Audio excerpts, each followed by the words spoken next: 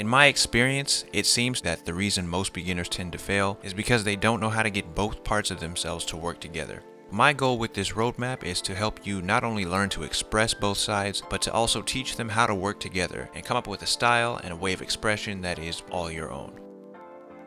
How do we integrate these two distinctly different ways of thinking in order to produce something that is beautiful and believable?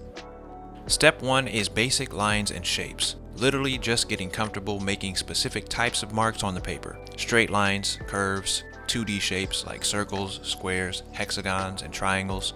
You can make this step a habit by just carrying a sketchbook around and getting comfortable with doodling and making different shapes. Step 2 is perspective. This is where we turn 2D shapes into 3-dimensional forms by applying them to imaginary grids that help us convey the illusion of depth. Perspective is the foundation you need to draw places and environments like landscapes or city streets. And if you need help with this subject, I have videos on it that you can watch. I'll link them in the description.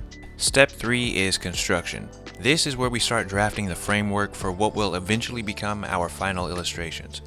We're going to use those 3D shapes that we just learned about as building blocks to simplify more complex forms. This is where we break things down in order to build them up. Now, the 4th step on the roadmap is going to be copying, and this step is actually going to be broken up into 4 parts because there are different levels of copying. So just to be clear here, when I'm talking about copying, I'm not talking about ripping off other people's art, claiming it as your own. I'm talking about using more advanced art to learn from and then slowly build your own skill set from there. Okay, so step 1 is the one-to-one copy. And this is where you find a piece by an artist that you like or something that you've been wanting to draw for a long time, and you just copy everything you see. You try your best to recreate what you're seeing in the reference on your own paper. This is the first step in building your own art muscles and learning to observe and recreate what you're seeing. Step 2 is the copy from memory. So at this step, what you're going to do is look at your reference for a few minutes, whatever it is you're going to be copying. Do your best to absorb as many details as you possibly can, and then start about drawing. Go ahead and put everything down that you can remember until you run out. Once you're absolutely stumped and can't remember anything else, then go ahead and glance back at the reference and repeat this process. Now we're slowly starting to train our imagination muscles and memory. Copying level 3 is going to be the altered copy. So let's say, for instance, the character in the reference is holding a bow and arrow. What you're going to do is draw the same character and everything else in the scene, but draw them maybe with a sword, or maybe draw them wearing a different outfit. Something different that forces you to have to use your imagination a little bit more than you normally would when just copying one-to-one. Alright, so now at level 4, you're not going to be directly copying anymore. Your goal at this stage is going to be to try and recreate the style of the artist that you're copying. This is a lot harder, obviously, than copying a direct image. So at this stage, what you're going to want to do is come up with something of your own that you want to draw and try to draw it in the same style as the artist or artists that you've been copying up to this point.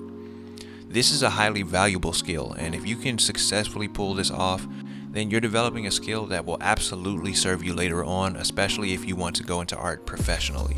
So with that, we have successfully wrapped up the left brain portion of this roadmap. Now let's talk a little bit about the right brain. So the first step on the right brain side of the roadmap is going to be gesture drawing. Now I can already hear those of you rolling your eyes who've had any experience with gesture drawing, but we all knew it was coming.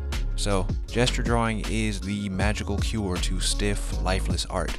Gesture specifically refers to motion, energy, or intent of the subject.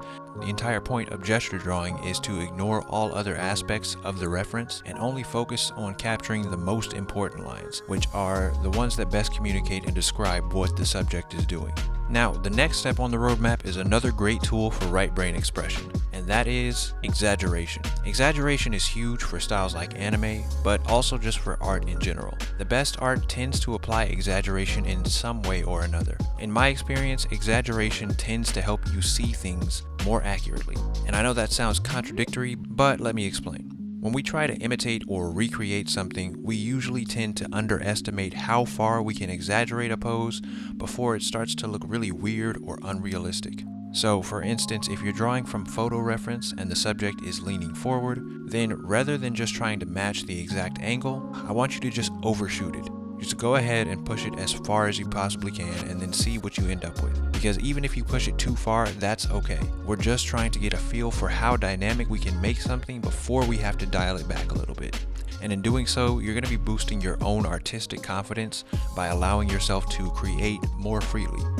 Which brings us to the final step on the integration roadmap: exploration and imagination. Now, this is precisely what it sounds like. It's playtime.